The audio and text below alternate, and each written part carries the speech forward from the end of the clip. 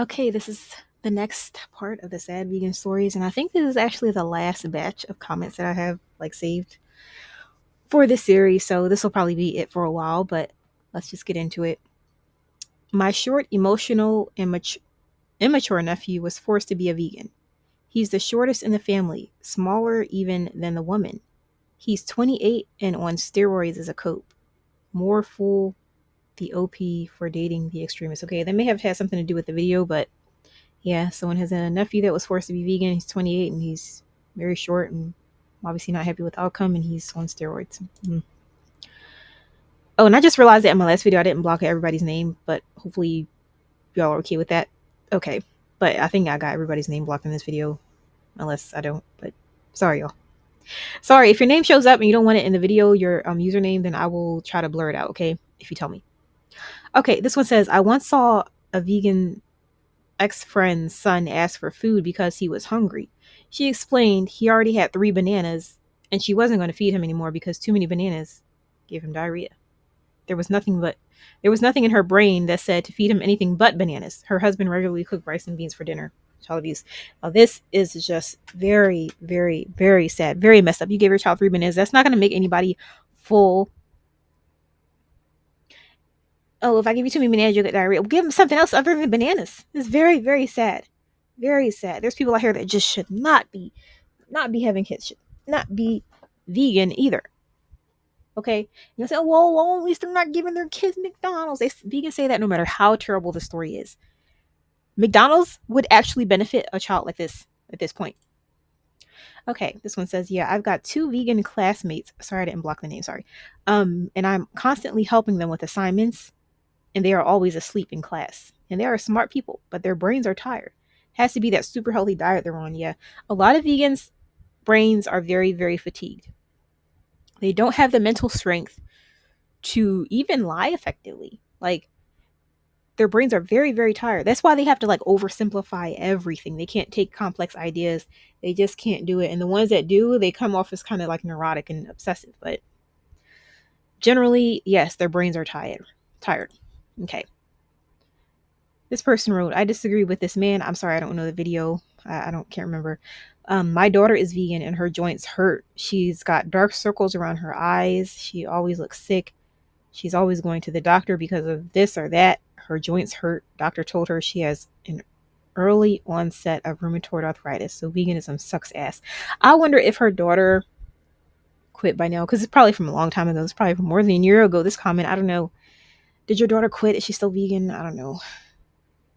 Early onset rheumatoid arthritis. It's really time to quit. And a lot of those vegans, they eat a lot of things that, maybe they can tolerate some of it, but just in a vegan context, a lot of those grains and beans and legumes and lentils, it can be very damaging and irritating to your whole body, your whole system. Okay, this person wrote, I know a woman who's vegan and whose kids are tiny in all caps.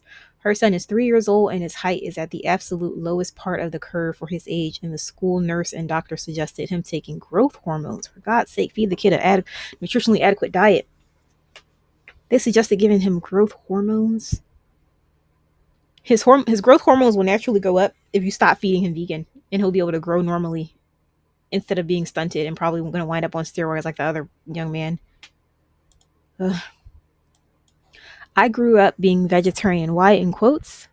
My mom is closer to vegan. My dad is loosely a vegetarian, but he sometimes ate meat when we were out with mom. I mean, without mom. Yeah, of course.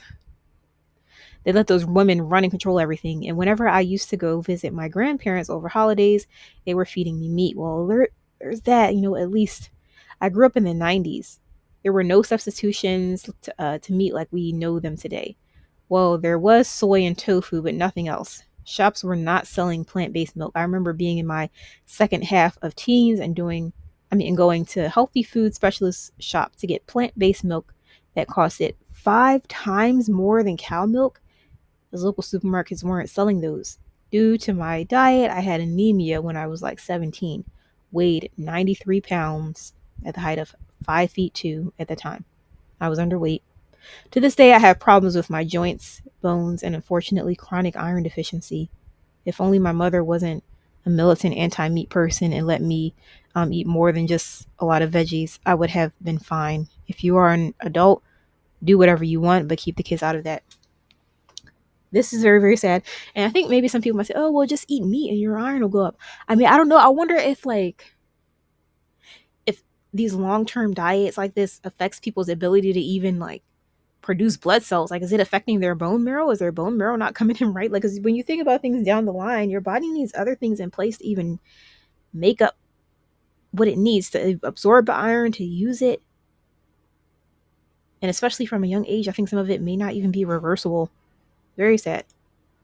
My parents raised me and my three siblings vegan and also homeschooled us, not by our choice. It's a horrible way to live. And at 15, I started to hate food and would drink juice or smoothie and go to bed hungry. You know, that's interesting that after a while, the kids just don't like food anymore. I see that in some of the vegan kids. The kids are not excited about their food. They're not. They just plop down and they're eating it. The only time they smile is when the parents say, okay, can you smile for the camera? Otherwise, the kids have pretty much little to no interest. They're just eating because they're starving. They said, now I have a fridge and a freezer in my room, but I'm still struggling to come up with meal plans. Yeah. There's vegan parents out there that are like, oh, I don't care what they eat. As long as they wait till they're grown, I'm not buying them animal food. And yeah, some of them may get to the age where the parents might say, okay, you can have your own fridge and your own hot plate in your room. It's just so disgusting that it's like the parents are choosing veganism and their ideology over their own kids, over their own family, and isolating their kids from them because they want to be vegans. It's crazy to me. You don't love your child? You love the animals more than you love your own child. That's all I hear. I think this is the last one. Okay, this person wrote, I have been a trainer for almost a decade. Every time I body fat test a vegan, vegetarian, or even just a woman that doesn't eat enough protein, no matter how skinny they appear, they are over 32% body fat obese. It's not a body fat problem, but a lack of muscle mass. Classic skinny fat syndrome. That doesn't surprise me at all that the vegans are skinny fat. Like, not at all. Because I started getting skinny fat as a vegan too. It's just, I think it's just the norm. It's just what happens.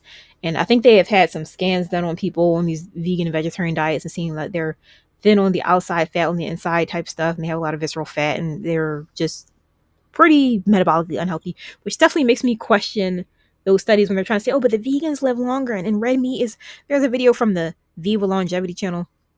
Maybe I'll watch it. I don't know. It's like a long video, but it's like saying that red meat is worse than junk food like soda and candy and chips and stuff. I really, really doubt that. I do. Anyway, that's it for, I think this is going to be the last part of the sad vegan stories for now. Maybe a while before I can collect enough, stories and comments to make a next one, but that's it.